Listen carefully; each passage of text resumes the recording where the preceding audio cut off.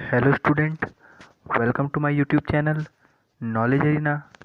यहाँ पर आपको स्टडी से रिलेटेड वीडियोस मिलते रहती है, तो चैनल को सब्सक्राइब कीजिए, वीडियो को लाइक कर सकते हैं और वीडियो को ज़्यादा से ज़्यादा शेयर कीजिए। ठीक है, तो मैं बात कर रहा था संबंध एवं फलन क्लास 11 का जो टॉप चैप्टर है उसके बारे में मैं बात कर रहा था।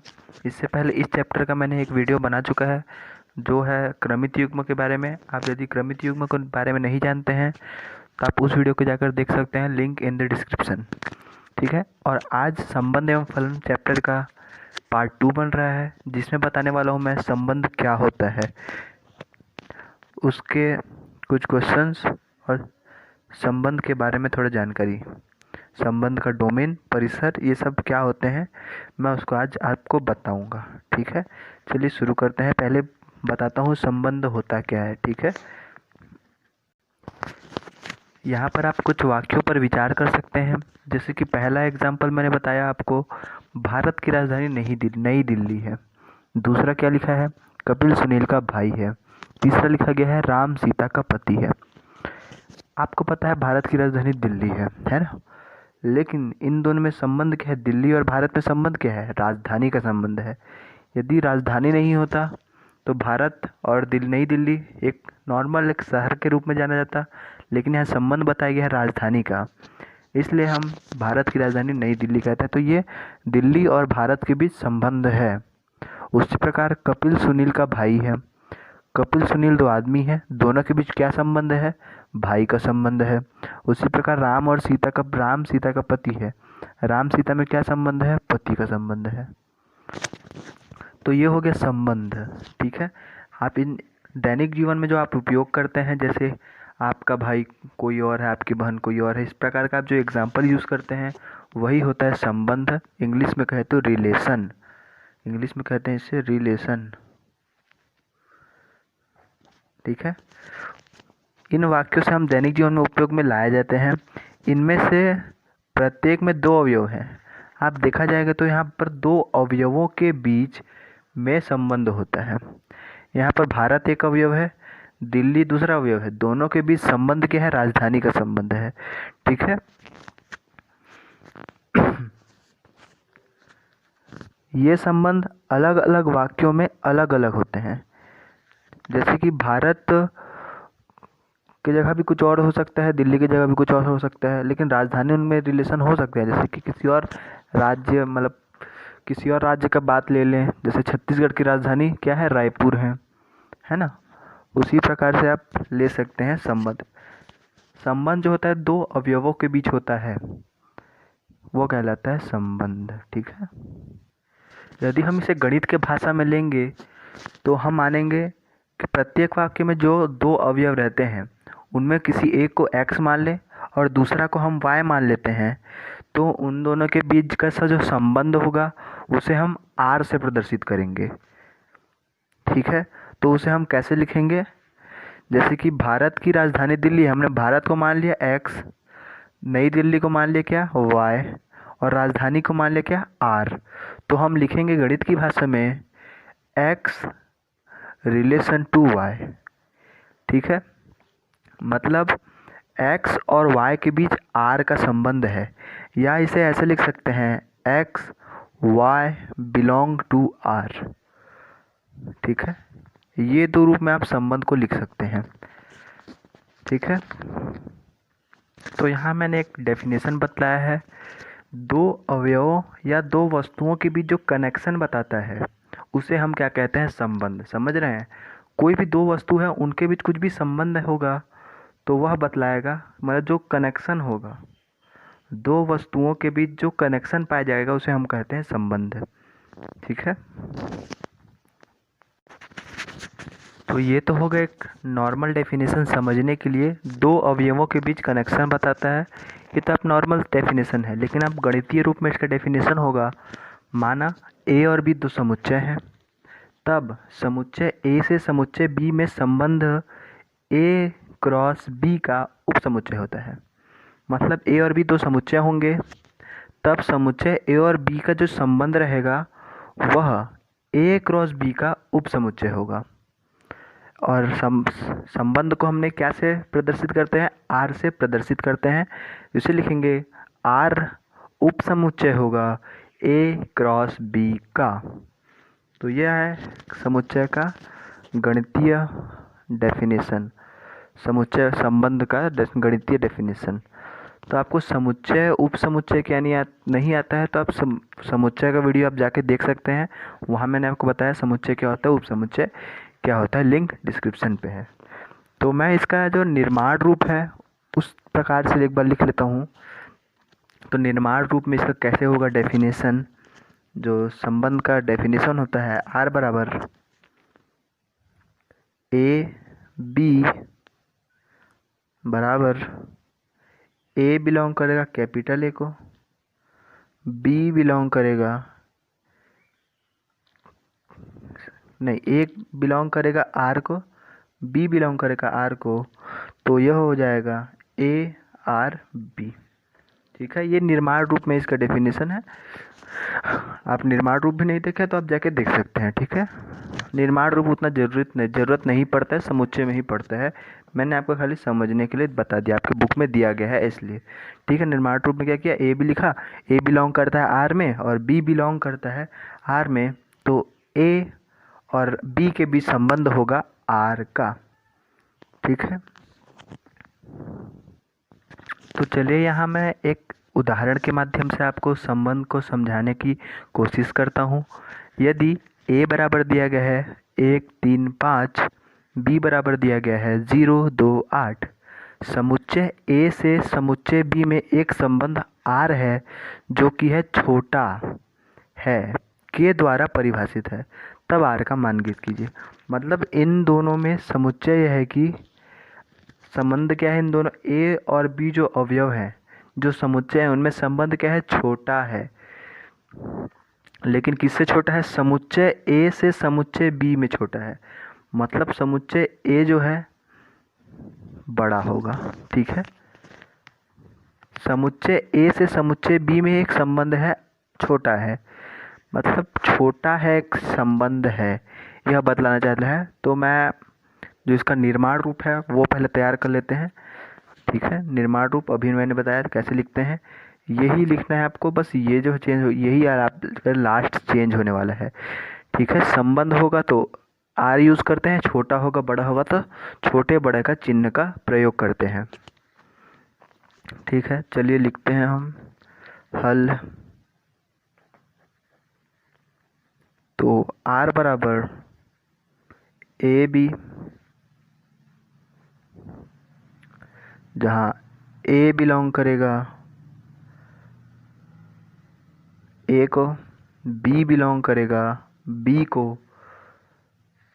और जो इन दोनों के बीच संबंध है, जो ए रहेगा छोटा रहेगा बी से, तो यहाँ ए जो है छोटा रहेगा बी से, ये संबंध दिया गया है यहाँ पर। समुच्चय ए जो है वह समुच्चय बी से छोटा रहेगा। तो कौन कौन सा राइट है हम देख लेते हैं। ठीक है, तो एक जो है 0 से छोटा है, फिर 3 जो है क्या 0 से छोटा है, 5 जो है 0 से छोटा है, अब 1 जो है 2 से छोटा है, 3 जो है 2 से छोटा है, और 5 जो है 2 से छोटा है। 1 जो है 8 से छोटा है, 3 जो है 8 से छोटा है, और 5 जो है 8 से छोटा है। इनमें से कौन कौन सा संबंध जो है सही होगा वह इसका आंसर होगा। ठीक है, चलिए 1 और 0 में से कौन सा बड़ा है, 1 बड़ा है, लेकिन यहाँ चिन्ह तो क्या है 0 बड़ा है, मतलब ये तो आपका गलत है। 3 छोटा है 0 से, 3 छोटा है 0 से क्या, ये भी गलत है। 5 छोटा है 0 से, नहीं गलत। 1 छोटा है 2 से, राइट है आपका। 3 छोटा है 2 से, ये गलत है। 5 छोटा है 2 से, ये भी गलत है। 1 छोटा है 8 से, राइट है आपका। 3 छोटा है 8 से, ये भी राइट है। 5 छोटा है 8 से, ये भी राइट है। एक्चुअली क्वेश्चन में कहना चाह रहा है कि जो बी के जो जितने भी अवयव हैं उनसे ए के सभी अवयव छोटे हैं, यह कहना चाह रहा है। और जो छोटे हैं उन्हीं को हम आंसर में लिखेंगे और जो छोटे नहीं हैं उन्हें नहीं लिखेंगे। तो हम छोटे जो हैं उन्हें लिख लेते हैं। क्या क्या आया हमारे पास? आर बराबर आया हमारे पास 1 और 2 आया, 1 और 2 आया, 1 और 8 आया, 3 और 8 आया, 5 और 8 आया।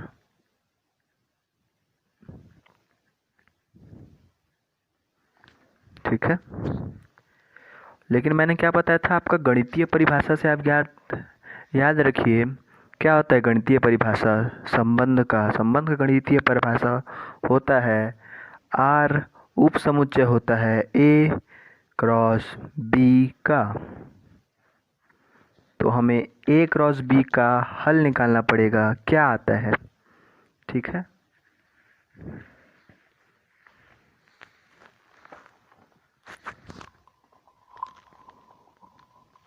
चलिए आपको निकालना आता होगा ए क्रॉस बी कैसे निकाला जाता है। चलिए मैं आपको बता देता हूँ कैसे निकालते हैं। ए क्रॉस बी बराबर ए के कितने अवयव हैं? ए में हैं 1 3 5 क्रॉस 0 2 8। ठीक है, अब हमें निकालना है इन दोनों के बीच क्रॉस। ठीक है, चलिए निकालते हैं। 1 का गुणा करेंगे 0 से 1 0, 1 का गुणा करेंगे 2 से 1 और 2, 1 का गुणा करेंगे 8 से 1 और 8, 3 का गुणा करेंगे 0 से 3 और 0, 3 का गुणा करेंगे 2 से 3 और 2, 3 का गुणा करेंगे 8 से 3 और 8, 5 का गुणा करेंगे 0 से 5 और 0, 5 का गुणा करेंगे 2 से 5 और 2, 5 का गुणा करेंगे 8 से 5 और 8।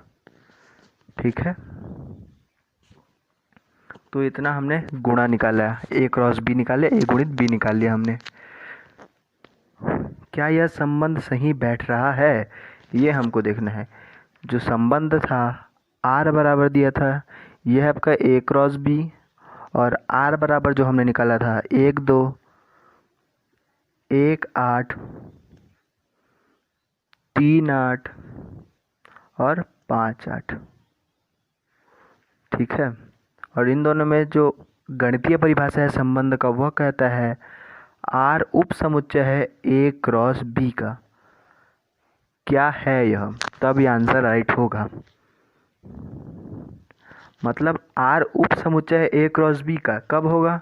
जब आर के सभी अवयव, मतलब आर में जितने भी अवयव हैं ए गुणित बी के अवयव में होने चाहिए, तब जो है आर जो है ए गुणित बी का उप समुच्चय कहलाता है।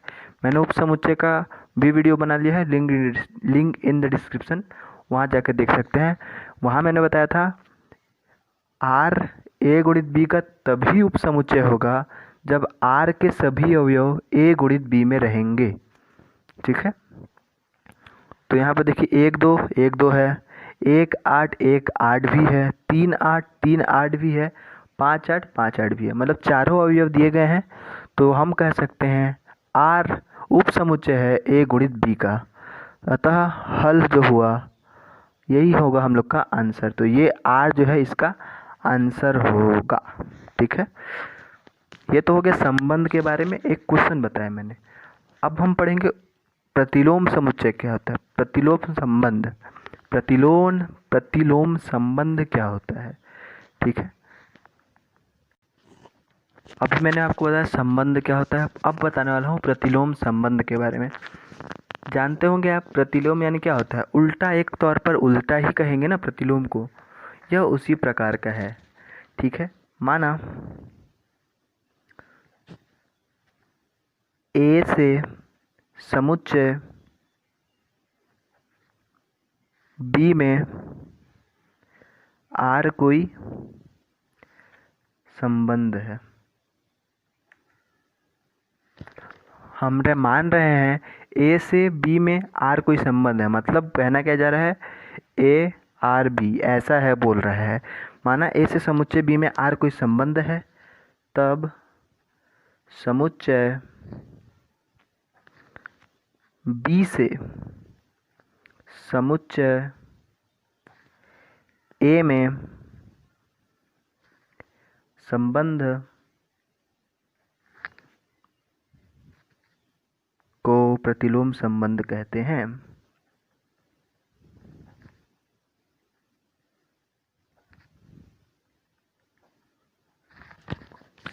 माना ए से समुच्चय बी में आर कोई संबंध है, तब समुच्चय बी से समुच्चय ए में संबंध को हम प्रतिलोम संबंध कहेंगे।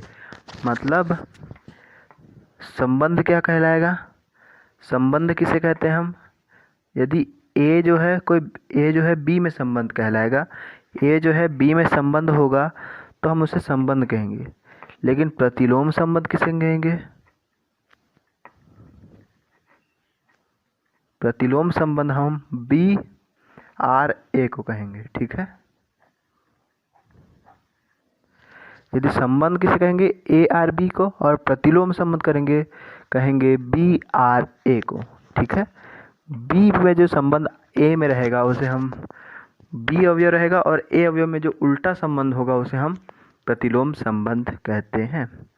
जैसे इसको हम निर्माण रूप में कैसे लिखेंगे? निर्माण रूप में लिखेंगे इसे, संबंध को हम आर से लिखते हैं, इसको हम लिखेंगे आर इनवर्स बराबर होगा ए बी की जगह हम लिखेंगे बी ए, और बी जो है बिलोंग करेगा कैपिटल बी को, ए बिलोंग करेगा कैपिटल ए को, और जो यही हो जाएगा। ठीक है, आप लिखना चाहे तो आप लास्ट में बी आर ए लिख सकते हैं। ठीक है, इतना हो जाएगा संबंध रूप में आप लिखना चाहेंगे तो मैं एक नॉर्मल छोटा सा एग्जांपल समझाता हूँ। यदि 4 5 बिलोंग करते हैं आर में, मतलब 4 और 5 के बीच जो संबंध क्या है? आर है, तो 5 और 4 के बीच जो संबंध होगा ना, वह होगा आर का इनवर्स, मतलब प्रतिलोम इनवर्स ये होगा प्रतिलोम, और यह होगा संबंध। ठीक है, यह होगा आपका संबंध, यह होगा प्रतिलोम संबंध। ठीक है, तो मैं आपको एक और चीज़ समझाता हूँ। संबंध का डोमेन और परिसर क्या होता है? प्रांत और परिसर, डोमेन और रेंज। इंग्लिश में बोले तो डोमेन और रेंज, हिंदी में बोला जाए तो प्रांत और परिसर। संबंध में 2 टॉपिक है जो आपको पूछा जाता है एग्जाम में, डोमेन और रेंज ज्ञात कीजिए या प्रांत एवं परिसर ज्ञात कीजिए करके। तो मैं आपको ये बता देता हूँ यह क्या होता है। ठीक है, चलिए डेफिनेशन लिख लेते हैं इसका। यहाँ मैंने डोमेन का परिभाषा लिखा है। माना आर समुच्चय ए से समुच्चय बी में कोई संबंध है ना? आपको ये लाइन लिखना है, संबंध में आपको हमेशा ये लाइन लिखना है। आर जो है 2 समुच्चय ए और बी में संबंध है, अर्थात क्या? आर जो है ए गुणित बी का उप समुच्चय होगा। यह होगा तो जो आर के जो क्रमित युग्म होंगे, क्रमित युग्म के सभी अवयवों का समुच्चय संबंध आर का डोमेन कहलाता है। मतलब क्या? जो आर के क्रमित युग्म होंगे ना, क्रमित युग्म का वीडियो मैंने आपको बताया था। क्रमित युग्म क्या होते हैं? क्रमित युग्म के सभी प्रथम अवयवों का समुच्चय। जो क्रमित युग्म के जो आएंगे ना, जो कुछ भी आते हैं आंसर, क्रमित युग्म के जो सभी प्रथम अवयव होंगे उनका समुच्चय को हम प्रांत कहते हैं, है ना, या डोमेन कहते हैं। इसे हम डोमेन आर से प्रदर्शित करते हैं। ठीक है, इसे हम डोमेन आर या हिंदी में डोमेन आर लिख देते हैं। जो क्रमित युग्म के प्रथम अवयवों का समुच्चय संबंध आर का डोमेन। ठीक है, इसका हम लिखेंगे, जो आपका लिखने निर्माण रूप जो होता है निर्माण रूप में, तो निर्माण रूप में लिखेंगे इसको हम डोमेन आर बराबर x अनुपात x बिलोंग करता है ए में, तथा x और y बिलोंग करेगा आर में। ठीक है, या डोमेन आर बराबर क्या हो गया? x बिलोंग करेगा ए में तथा x y बिलोंग करेगा आर में। मतलब कोई भी 2 समुच्चय होगा तो उनका जो क्रमित युग्म होगा उनके प्रथम अवयवों का समुच्चय संबंध R का डोमेन कहलाता है। ठीक है, उसी प्रकार आप परिसर का लिखेंगे तो परिसर में क्या होगा, क्रमित युग्म के सभी द्वितीय अवयवों का समुच्चय संबंध R का रेंज, जिसे हम परिसर कहते हैं, परिसर कहलाता है। मतलब कोई दो समुच्चय होंगे A और B, उनके बीच संबंध R रहेगा, है ना। तो जो R रहेगा उनका हम यदि क्रमित युग्म निकालेंगे ना, उस संबंध का क्रमित युग्म, तो जो प्रथम अवयव होगा वह संबंध R का डोमेन कहलाएगा। और जो द्वितीय माना हमने क्रमित युग्म निकाला है, हमने क्रमित युग्म निकाला R का, वो आया X और Y, है ना। तो जो X होगा वह कहलाएगा डोमेन, और जो Y रहेगा वह कहलाएगा रेंज। ठीक है, डोमेन और रेंज, यही है आपका डोमेन और रेंज। तो मैं रेंज को भी आप एक बार मैं लिख लेता हूँ, जो निर्माण रूप में है उसमें रेंज को भी मैं लिख लेता हूँ। तो रेंज R बराबर Y हो जाएगा X की जगह, Y बिलोंग करेगा B में तथा X Y बिलोंग करेगा R में। ठीक है, मतलब आप समझना चाहे तो जो डोमेन R होगा ना, डोमेन R वह होगा A का उप समुच्चय, जो डोमेन R होगा वह A का उप समुच्चय होगा। और जो रेंज R होगा, डोमेन वह होगा B का उप समुच्चय। ठीक है, ये है आपका नॉर्मल सा उदाहरण। मतलब कहना चाहूँ तो ये आपका एक डेफिनेशन है आपको। डोमेन जो R होगा वह A का उप समुच्चय होगा, और रेंज जो R होगा वह B का उप समुच्चय होगा। चलिए एक छोटा सा एग्जांपल से समझाता हूँ। जैसे हमने उदाहरण लिया, A बराबर दे दिया है 1 2 3, है ना, और B बराबर दिया गया है A B B। ठीक है, यहाँ दो समुच्चय लिया हमने, दोनों के अवयव क्या है 1 2 3 A B B। ठीक है, चलिए इन दोनों में संबंध निकालेंगे। तो संबंध निकालने के लिए क्या करना पड़ता है, संबंध निकालने के लिए करना पड़ता है R संबंध A गुणित B करना पड़ता है ना। तो ये हम यदि करेंगे तो क्या आ जाएगा, मान लेते हैं हम, है ना। इन दोनों के में हमने आधा माना, तो संबंध हमने ये निकाला, मानना तो संबंध ये निकाला, R बराबर निकाला हमने 1A आएगा, 1A निकाला, और 1B निकाला, नहीं 1A निकाला, 2B निकाला, और 3B निकाल दिया।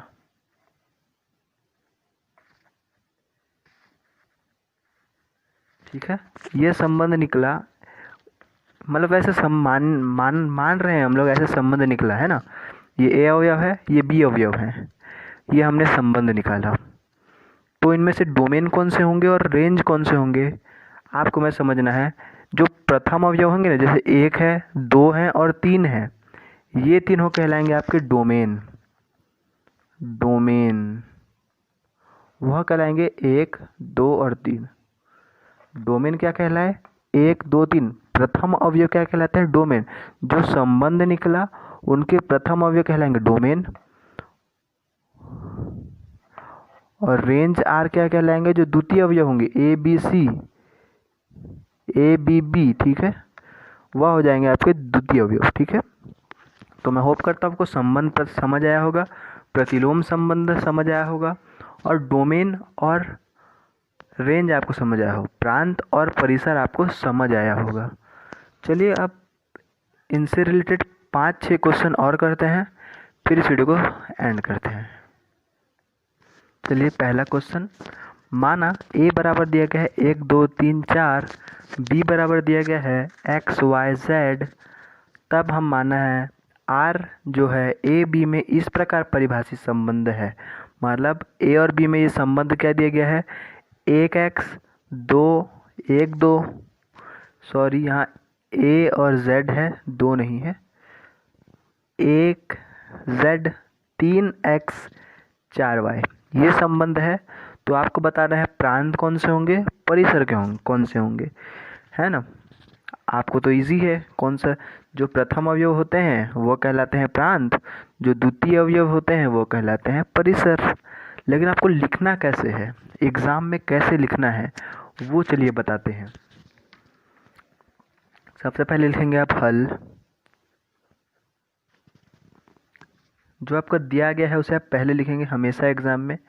दिया है r बराबर 1x 1z 3x 4y, ठीक है, यह आपका दिया गया है। तो हमें क्या निकालना है, प्रांत और परिसर। तो हम पहले प्रांत निकालते हैं। प्रांत निकालेंगे तो r का प्रांत, r का प्रांत बराबर क्या होता है, r के, आपको लिख देना है प्रांत किसे कहते हैं, आपको थोड़ा सा छोटा सा डेफिनेशन लिख देना है। r के सभी अवयवों, r के सभी अवयवों के प्रथम घटक का समुच्चय।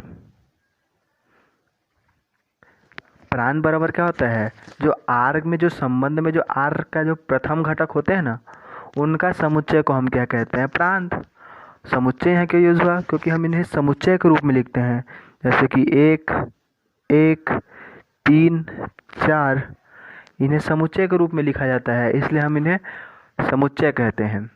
r के सभी अवयव के प्रथम घटकों का समुच्चय, यहाँ पर मैंने 1 2 बार लिखा हूँ, लेकिन 2 बार 1 नहीं लिखा जाता, एक ही बार लिखेंगे।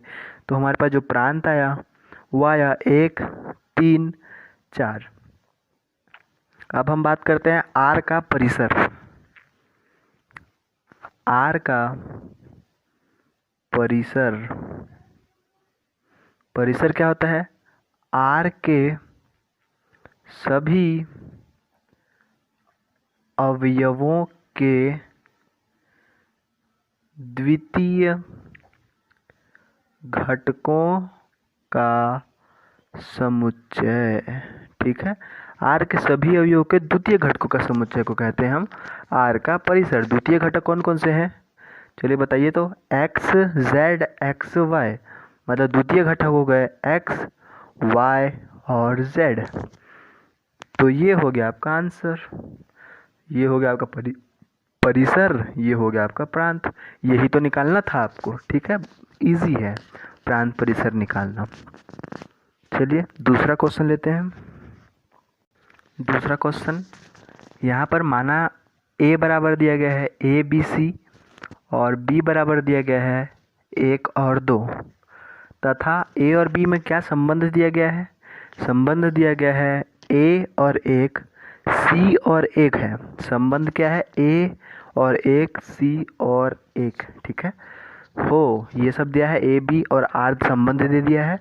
तो r इनवर्स ज्ञात करना है। r इनवर्स क्या, प्रतिलोम संबंध ज्ञात करना है। तो चलिए इसको लिखते हैं, आपको संबंध निकालना तो आता ही है। हल लिख लिया हमने। संबंध क्या निकाला है, क्या आया है यहाँ पर संबंध, r बराबर a1 c1, ये हम लोग का संबंध है। तो प्रतिलोम संबंध क्या होता है, r इनवर्स मतलब उल्टा। तो हम लिख देंगे 1 और a और 1 और c, तो ये हो जाएगा इसका आंसर, ठीक है। इस प्रकार से आप प्रतिलोम संबंध निकाल सकते हैं, ठीक है। संबंध r x, x का त्रिघात, x जो है कोई संख्या होगा उनका जो संबंध क्या है, x और उसका त्रिघात, ठीक है। और संख्या क्या होंगे, 10 से कम होंगे, लेकिन 10 से कम कौन कौन सी संख्या, एक अभाज्य संख्या। तो आपको जानना पड़ेगा अभाज्य संख्या क्या होता है। पहले क्वेश्चन पढ़ लेते हैं। ये एक प्रकार का संबंध है और 10 से कम संख्या ऐसे होने चाहिए जो अभाज्य संख्याएं हैं, को हमको रोस्टर रूप में लिखना है। रोस्टर रूप में कैसे लिखते हैं मैं आपको बता दूंगा इसमें, ठीक है। मतलब इस रूप में नहीं लिखना है रोस्टर रूप में, इसके जगह कुछ संख्या होने चाहिए, उसे हम कहते हैं रोस्टर रूप, ठीक है। तो पहले आपको बता देता हूँ अभाज्य संख्या क्या होता है। अभाज्य संख्या वह होता है जो अपने अलावा किसी से भाग नहीं जाते, है ना। जैसे हो गए दो, दो सिर्फ दो से ही भाग जाएगा और किसी से नहीं जाएगा। तीन, तीन जो है सिर्फ तीन से भाग जाएगा। पाँच, पाँच सिर्फ पाँच से ही भाग जाएगा। सात, सात से भाग जाएगा। लेकिन आप चार को लें, चार अभाज्य संख्या नहीं है, क्योंकि चार दो से भाग जा सकता है। आठ, आठ भी दो से भाग जा सकता है, चार से भाग जा सकता है और आठ से भाग जा सकता है। नौ, नौ आपका तीन से भाग जा सकता है, नौ से भाग जा सकता है, ठीक है। तो हमारे पास अभाज्य संख्या कौन कौन से आए, क्योंकि लिखा गया है 10 से कम, 10 से कम सिर्फ चार अभाज्य संख्या है, 2, 5, 7 और 3, ठीक है। तो पहले हल लिखते हैं। हल दिया गया है, क्या दिया है, संबंध दिया है हमको x, x का त्रिघात, x जो क्या है, संख्या 10 से कम अभाज्य संख्या है, अभाज्य संख्या है। मतलब ये आपका निर्माण रूप में, जो क्वेश्चन दिया गया है आपका निर्माण रूप में है। ये जो प्रश्न आपको दिया गया है वह निर्माण रूप में दिया गया है, हमको रोस्टर रूप में आपको बताना है। मैंने आपको रोस्टर रूप बता दिया होगा, इसलिए आपको आसानी होगी, ठीक है, रोस्टर रूप में कैसे लिखते हैं करके। और हमारे पास अभाज्य संख्याएं कौन कौन से वो भी लिख लेते हैं। अभाज्य संख्याएं सामने में लिख लेना, 10 से कम अभाज्य संख्याएं कौन कौन से हैं, 2 हैं, 3 हैं, 5 हैं, 7 हैं। तो हमारे पास 4 अभाज्य संख्याएं हैं, ठीक है। तो हम इनका रोस्टर रूप में कैसे लिखेंगे, रोस्टर रूप में लिखेंगे इस प्रकार की, पहले हम लिखेंगे 2 और 2 का त्रिघात, ठीक है। इस प्रकार के रूप में लिखना है। एक तो ये हो गया, दूसरा क्या हो गया, 3 और 3 का त्रिघात, तीसरा कौन सा हो गया, 5 और 5 का त्रिघात, और चौथा कौन सा हो गया, 7 और 7 का त्रिघात, ठीक है। ये हो गया इसका रोस्टर रूप, रोस्टर रूप, ठीक है। ये इसका आपका होगा रोस्टर रूप, यही इसका आंसर है। यदि आप चाहें तो 2 का त्रिघात निकाल सकते हैं, 3 का त्रिघात निकाल सकते हैं, 5 का त्रिघात निकाल सकते हैं, 7 का त्रिघात चाहे तो, लेकिन आपका इतना ही आंसर है, ठीक है। चलिए अगला क्वेश्चन की ओर बढ़ते हैं। जैसे कि यहाँ एक क्वेश्चन लिया गया है, a बराबर दिया गया 1 2 3 और b बराबर दिया गया है 3 5, और इन दोनों के बीच जो संबंध है वो है 1 3 3 3 4 5। तो हमको R इनवर्स ज्ञात करना है, मतलब प्रतिलोम संबंध ज्ञात करना है, ठीक है। पहले क्या दिया गया है उसे लिख लेते हैं। दिया है, क्या क्या दिया गया है हमको, संबंध दिया गया है R। आपको लिखना चाहे तो a और b को भी लिख सकते हैं, लेकिन हम नहीं लिख रहे हैं। 1 3 3 3 और 4 5, ठीक है। ये संबंध दिया है, तो इसका प्रतिलोम संबंध क्या हो जाएगा, प्रतिलोम संबंध हो जाएगा 3 1 3 3, क्योंकि 3 को इधर लिखो या इधर लिखो वही होगा, और यह होगा 5 और 4। तो ये होगा इसका आंसर। तो मैं आपको सिंपल क्वेश्चन क्यों बता रहा हूँ, क्योंकि आपको जो संबंध है, प्रतिलोम संबंध, प्रांत और परिसर, इसमें आपको इजी आसान से सवाल ही पूछे जाएंगे। इसमें कोई टफ क्वेश्चन नहीं पूछे जाते हैं। ठीक है, तो चलिए हम आज का और इस टॉपिक का अंतिम क्वेश्चन लेते हैं। ठीक है, चलिए आज का अंतिम क्वेश्चन करते हैं। माना समुच्चय दिया गया है ए बी सी डी पर निम्नलिखित संबंध है। संबंध दिया गया है आर बराबर ए सी A D C B C सी और सी डी। तो हमको ज्ञात करना है ए इनवर्स ज्ञात करना है, प्रांत बदलाना है और परिसर बताना है। ठीक है, तीनों का कॉम्बिनेशन का एक क्वेश्चन ले लिया है मैंने, जो आपको आसानी से समझ आ जाएगा। ठीक है, हल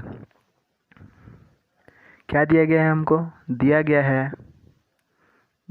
है ए बराबर दिया है ए बी सी डी और दिया है हमको आर बराबर ए सी A D C B C सी और सी डी। ये हमको 5 संबंध दिया है। संबंध दिया है हमको, प्रतिलोम संबंध निकालेंगे। प्रतिलोम संबंध क्या हो जाएगा, आर इनवर्स बराबर हो जाएगा, वह हो जाएगा सी A D A B C सी सी और डी सी। तो ये इसका प्रतिलोम संबंध हो जाएगा। ये तो हो गया संबंध, ये तो हो गया प्रतिलोम संबंध। अब हमको क्या निकालना है, प्रांत और परिसर। ठीक है, हम आर का प्रांत और परिसर निकालना है। तो पहले हम निकालते हैं आर का प्रांत। आर का प्रांत पहले क्या लिखना पड़ता है, थोड़ा सा छोटा सा डेफिनेशन लिखना पड़ता है। आर के सभी अवयवों के प्रथम घटकों का समुच्चय।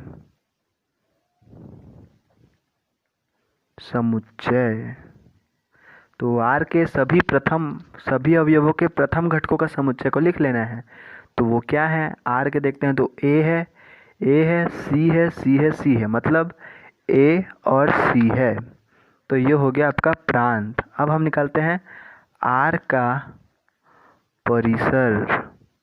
परिसर निकालने के लिए क्या लिखते हैं, आर के सभी अवयवों के द्वितीय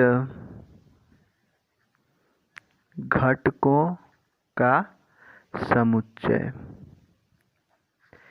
प्रथम घटकों का समुच्चय और द्वितीय घटकों का समुच्चय। द्वितीय घटकों का समुच्चय लिखते हैं तो क्या है, सी है डी है बी है सी है डी है, मतलब सी बी डी, मतलब बी सी और डी। तो ये हो गए परिसर, ये हो गए आपके प्रांत, ये हो गए परिसर, ये आपको हो गए प्रतिलोम संबंध। तो ये हो जाएगा आपका आंसर। ठीक है, तो होप करता हूँ आपको वीडियो आपको पसंद आया होगा। संबंध से रिलेटेड आगे मैं संबंध का और कुछ टॉपिक है उसके बारे में चर्चा करूँगा। तो ये था संबंध का पहला प्रश्नावली के कुछ क्वेश्चंस। आपको और कुछ डाउट हो तो आप मुझे इंस्टाग्राम पे मैसेज कर सकते हैं। कुछ क्वेश्चन आपके छूट गए हों या उससे आप पूछ सकते हैं मुझे। तो मैंने आपको आज डोमेन, रेंज और प्रतिलोम संबंध और संबंध के बारे में बताया। आगे संबंध का टॉपिक जारी रहेगा, तो उसमें हम स्वतुल्य संबंध और कुछ क्वेश्चंस की ओर चर्चा करेंगे। उसके बाद हम पढ़ेंगे फलन। ठीक है, फिर उसके बाद ये चैप्टर समाप्त हो जाएगा। ठीक है, तो वीडियो को लाइक करिए, चैनल को सब्सक्राइब कीजिए और वीडियो को ज़्यादा से ज़्यादा शेयर कीजिए। धन्यवाद।